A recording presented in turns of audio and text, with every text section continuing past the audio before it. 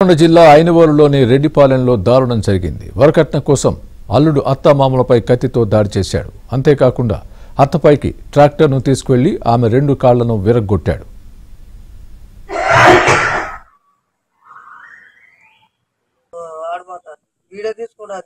Video లేదు, ఏది లేదు.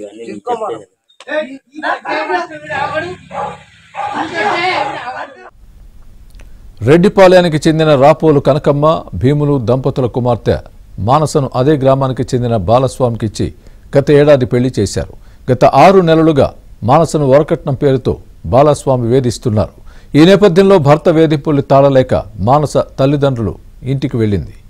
భార్య ఇంటి వద్ద కనిపించకపోవడంతో బాలస్వామి మానస పుట్టింటికి వెళ్లి అత్తమామలపై దాడి చేశాడు. అంతటితో ఆగకుండా అత్తపై ట్రాక్టర్తో పోనివ్వడంతో ఆమె కాళ్లు విరిగిపోయాయి. బాధితురాల్ని వరంగల్ ఎంజీఎం హాస్పిటల్కి తరలించారు. ఘటనపై మానస పోలీసులకు ఫిర్యాదు చేశారు.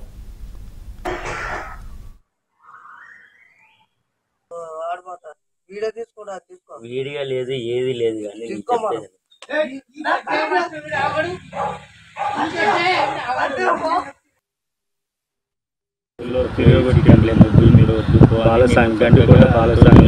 గండికోటి ఆకయ్య గండికోట అసలు కింటలేడు. వాళ్ళు నలుగురు ముగ్గురు ఎదురు కొడుకు కానీ 5 గంటలు కొట్టిన 3 దెబ్బలు కొట్టింది. నాలుగోసారి